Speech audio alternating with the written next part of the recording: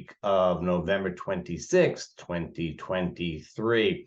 Before we go any further, let me say that if you're watching this on Saturday morning, November 25th, come join me on the channel at 11 a.m., not 11:30, but 11 a.m. Eastern Time for a live forecast for December. December is quite an interesting month, and you should get a heads up on it. If you are watching this later, if you missed the live broadcast, don't worry about it. What you do is you come back and you go to the Integral Astrology YouTube channel and you find the live that's been recorded and posted, and then you can watch it that way. If it doesn't just show up on your little list of things to watch, if you subscribe, of course, then it'll show up on your little list of things to watch. Okay, so that's November 25th, but let's start talking about November 26th and going forward. We start out with this. It is the full moon. It's the full moon. Actually, if you're thinking about Sunday the 26th, it is the moon in Taurus. It should be nice. It should be nice. It's a waxing moon in Taurus. It should make for a pretty pleasant weekend, all things considered. And then the moon goes into Gemini. The sun is in Sagittarius now. And so the moon is going to oppose from Gemini, and that happens on Monday.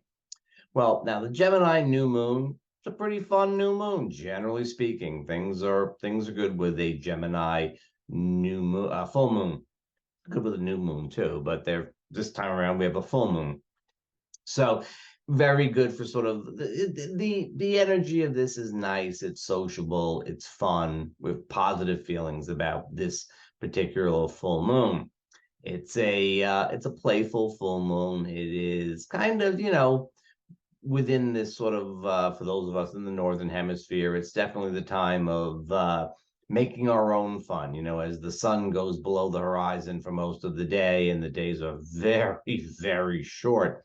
Here in the greater New York area, we have the sun setting just around 4:30 in the evening. So, we have to make our own light. We have to make our own fun. Nice to have a full moon at this time. The moon is helping us out, giving us a little bit of extra light at this time of year. So, it's a dark day, but it's a bright night. So that's an okay thing. So that's the general consideration for this. Now, we have one little caveat thing here. We do have on the Monday, which will be in effect, let's think about it, because this is a Gemini full moon. This is going to be in effect Sunday, Monday, Tuesday, and in truth, beyond. We have Mercury, the planet of communication and transportation, and the ruler of Gemini, the Gemini planet. We have Mercury square Neptune. Now, Mercury-Neptune squares tend to correlate with, let's just say, a good story is what matters. I wouldn't say that people are necessarily inclined to lie, but, like sometimes you have a good story and your good story is good enough. You start to believe it yourself. That kind of thing can happen. Now, in addition to Mercury square Neptune, which is generally speaking, let's say Sunday to Tuesday, let's think about that as being like a 3-day Mercury retrograde. Mercury-Neptune aspects are always like little mini retrogrades.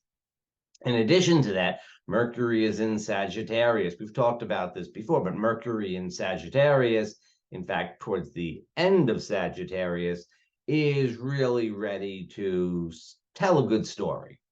Is it a true story? Is that important? It's ready to express our beliefs, ready to get a little bit, Sagittarius can be a little polemical. It can be a little bit polarizing. And so to go to one side, this is a good time, as I've said before. Mercury in Sagittarius is a really good time to express your beliefs and get people riled up and excited. Whether or not you're talking about the truth is a little bit of a different story. So this is the political rally where everybody is all excited. This could be where you have various religious groups expressing their beliefs rather forcefully. This could be even sporting events where everybody gets really excited about their team. I mean, I know it's kind of fun, but you don't really want to get too excited about it, right? Okay, so that's Mercury in Sagittarius square Neptune. So we have the unrealistic energy of Mercury in Sagittarius square Neptune. So it's like unrealistic squared. Let's look at that. Unrealistic raised to a power. But wait, there's more. Mercury is out of bounds. That is beyond the height that the sun ever goes in the sky. And out of bounds planets tend to act a little erratically. So our communication, our transportation, and things like that, a little bit over the top, a little bit extra. So we have Mercury, not in the sign that he's really happy, square Neptune, and out of bounds. This is really a recipe for unrealistic communication, traffic snafus and snarls, and things like that. So what is it good for? Well, good for something, right? It's great for creativity. It is great for just, improvising, seeing where things go. This isn't like the kind of creativity where you're going to, make something and sell it right away. This is more like you're playing with the possibilities. What do we call brainstorming? This is the brainstorming kind of activity. Maybe it's creative writing. Just let things flow. My gosh, it would be great for channeling if you're a channeler, or spontaneous writing if you're into that. It's great for meditation. It's great for meditation. This is a great energy for meditation. We probably stay awake at least. That's always a good thing with meditation, is if you can stay awake. This is the way that we think about this energy. Now, Mercury stays out of bounds. He's going to go into Capricorn right away. He goes into Capricorn. Give me a second over here. He goes into Capricorn on December 1st, which is Friday, and he'll stay out of bounds until December 13th. So he's out of bounds. He's acting erratically because he's a little too high in the sky until December 13th. Which is the day that he stations to go retrograde. No fooling. So it's one kind of wonky Mercury energy followed by another. So the last couple of weeks, we've had Mercury in Sagittarius and out of bounds. And it's been a little bit like a Mercury retrograde in many respects. It kind of reaches the peak on Monday with this square to Neptune at the full moon. Already at the full moon, people are a little bit of lunacy going around. And then he doesn't get back in bounds until he is ready to retrograde, and then he will eventually retrograde back into Sag. But that's all for the December forecast. So this is the caveat at the beginning of the week.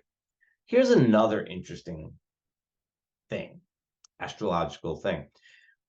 Venus is in Libra, where she's very happy. Of course, this is her own home sign, and she's encouraging diplomacy and drop of elegance, gracefulness. You'll say it in a nice way or act in a nice way, values, things like this. We're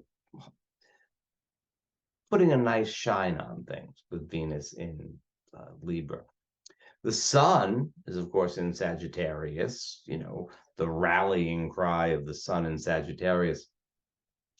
They are far apart.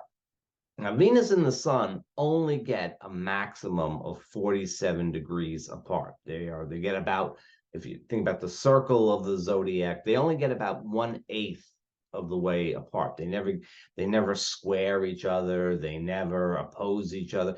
They only get about 45 degrees apart, 47 degrees apart. It's what we call a semi-square, 1/8 of the circle.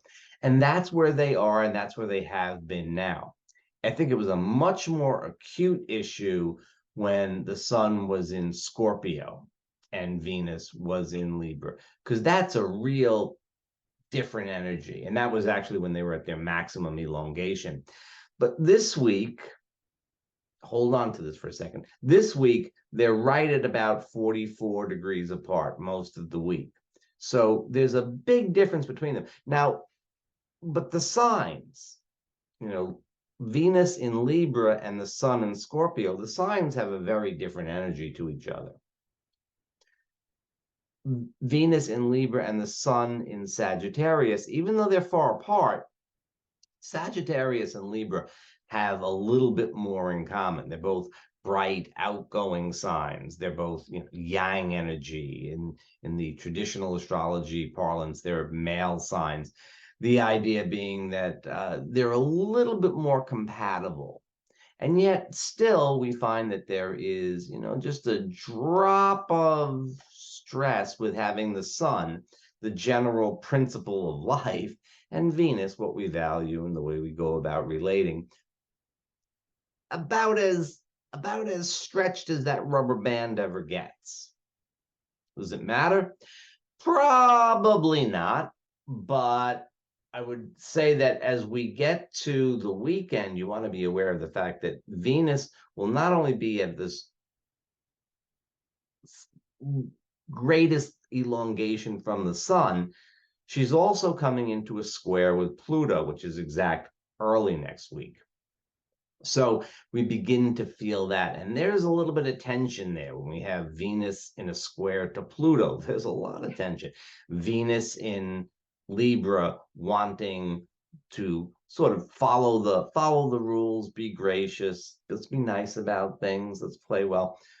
Pluto in Capricorn, not really concerned with that at all, ready to rip up the tracks. He's really looking in, he's at the end of Capricorn, and he's been there for a while, and he's really like delivering that hard message. Libra and Capricorn, they kind of are on the same page. They both have a lot to do with structure and formalities in their own way. But with Pluto at the end of Capricorn, it just suggests this. Let me not drag this out any longer than it has to be. The basics of it are that as we get to the weekend, there's going to be a little bit of a what's really going on, what's it really about? And there might be a little bit of a kind of, do we play by the rules or do we not play by the rules? Are we going to do things the way we've always done them, or are we going to change things up? And what's the bottom line? What's the bottom line here? Are we heading towards greater commitment in personal relationships? Are we moving apart? Or just in general, in terms of social, like if it's like, your holiday party or something along those lines, the feeling could be much more one of, we're supposed to be here and say that everything is good and nice and it's well. And yet, we know that layoffs are coming, or we know that half of the company got laid off last week. And here we are, celebrating the holidays and, all kinds of things, without trying to make up any specific scenario. Venus in Libra says, let's be nice about things. And Pluto in Capricorn says, well, things aren't really all that nice all around, are they? So, it's the holiday season, there's all kinds of, good cheer. And yet we're also aware that, the world is not full of great amounts of good cheer at this time. There's a lot of tough stuff going on. And so there's the tension that is likely to be quite strong as we get to the weekend. On Friday, we have Mercury is in a nice sextile to Saturn. Not usually the kind of thing I would even bother mentioning. I mean, it's a nice aspect, so why should we mention it? But Mercury will be in Saturn's home sign in a nice aspect to Saturn. And this gives us a nice opportunity to maybe get a message across, maybe be a little bit more realistic. So if you have something to say that you want to, you want to sort of get a harmonious reaction to it, you want to get at least a reasonable reaction to it, I'm saying Thursday, Friday, right around Thursday, Friday, Saturday, a much better time than earlier in the week. The Sunday, Monday, Tuesday, Wednesday, we'll just give that to the gods and say, well, however it works out. But Monday, Tuesday, Sunday, Monday, Tuesday, not particularly realistic energy, not great for communication. You might be able to sell somebody a story that that they buy into, but then at the end of the week, they'll say, wait a minute, wait a minute, wait a minute. If you have a serious message to deliver and you can wait, I would suggest waiting towards the weekend, as close to the weekend as you can possibly get, because that's the period of time when you're likely to get the most realistic assessment as Saturn steadies Mercury, best as he can do at any rate, from the sign of Pisces, where he's trying to get his sea legs. And of course, then you still have to deal with that whole Venus and Pluto thing, which will also color the situation. Well, we'll see what happens. Hope to see you at 11 on the 25th, or see you later.